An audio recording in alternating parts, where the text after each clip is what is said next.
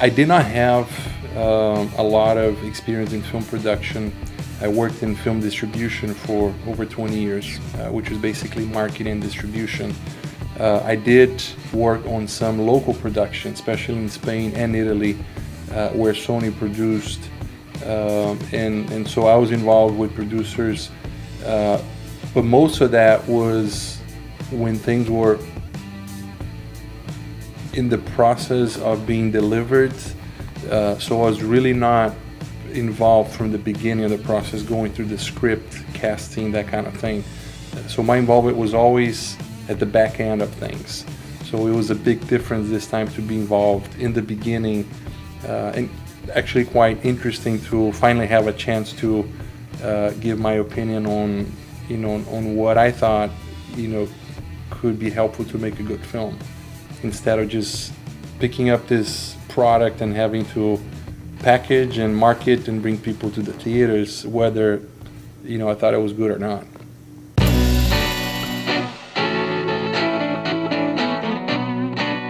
There was two things. It was the opportunity to do something for God, because I had always done that in a secular environment, and also to be able to put myself to test and see what I was capable of doing. And so I think that was probably the most intriguing part of the process.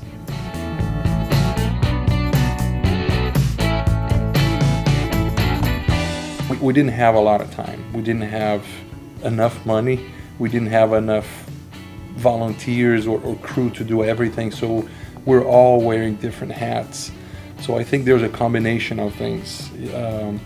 Having to, to put together this in such a short time with very little resources, and working with volunteers, and at the same time being a first-time director, I think all of these things were challenges in itself. I think if we had one of these things, it would be a challenge, and we had all of that put together. But I think everything about this film was a challenge for everybody that was involved, and it was about making a good film, regardless of the time, the money, the amount of people involved. I think we all wanted the same thing. We shared the vision. And I think this was what pulled us together. We wanted to make a good film, regardless of all these challenges we had. I tried to educate myself as much as I could. I read a few books that I bought. It was funny because I was coming back from Orlando and I had just bought Directing for Dummies. So I'm sitting reading Directing for Dummies and making my notes and all that. And when I got off the plane, this lady next to me goes, "Good luck with your film." So, aside from that, a lot of online clips and things like that, techniques.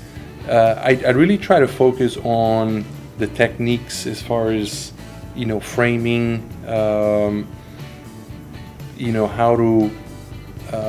to do the right photography, the different styles, and even thinking about how this was going to look, when we edited.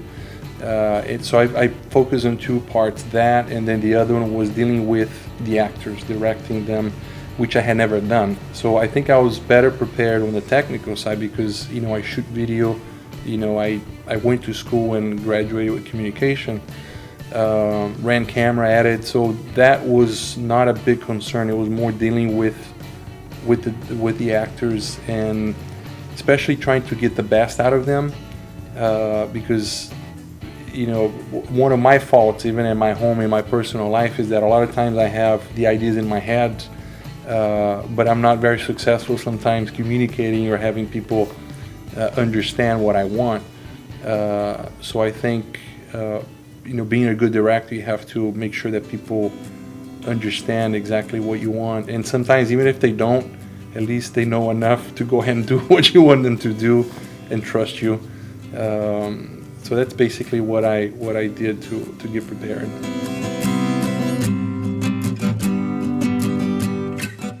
Yeah, the film was not easy to put together or to direct or even to produce, because we're dealing with 4 different stories that in a way kind of merge at the end. So we're introducing the different characters, almost these separate stories. You don't know what the connection is between them.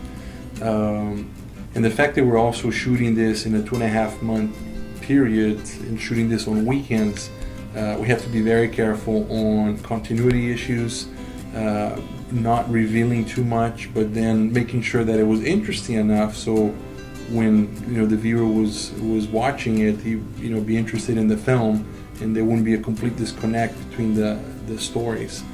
And also the fact that we're not shooting this in chronological order. We started on first weekend, I think we shot scenes 6 and 7, and then following weekend we shot scenes 13, 18, 20, making sure that the actors came to the set, they knew exactly what the emotions were, where the character was at that point, so it would make sense once we put it all together at the end.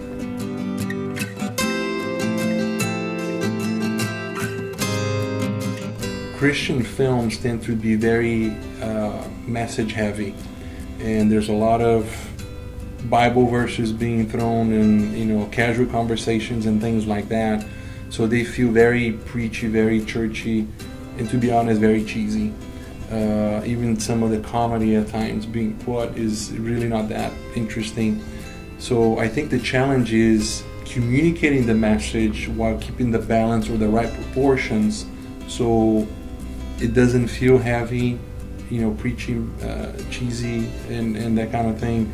And also, there's one thing I don't like is to feel manipulated as a viewer.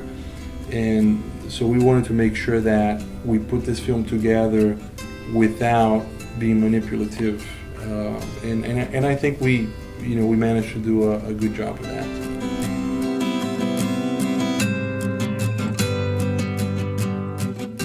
Actually, I have two favorite scenes in the film. We shot, I believe it was scene 2021, was the hospital scene and the chapel scene the same day. It was probably the only time during the film that we shot two scenes back to back, or in chronological order. And that morning we shot the hospital scene, and a few weeks before, maybe 10 days before, I decided that we didn't want to put any dialogue in that scene. We thought we had enough elements to where we could make a montage, a video montage, and do everything without dialogue and create some type of mystery on what was happening. But the actors had to really come true, and they did. They were fantastic, especially Jesse, Vanessa, Amaris, John. And then following that in the afternoon, John and Jesse, they did the chapel scene, which is where Peter and David get together. They have a big confrontation, and this is where Peter, come to realize that he has issues that he has to deal with. So that's the turnaround for the main character. So to me, those are the most special scenes because that's where the film, that's a climax of the film. And then you have the payoff right after that. But to me, I knew that the film was going to be as good as those two scenes, and they had to be good. And I was very happy because they turned out as well as I expected it to turn out.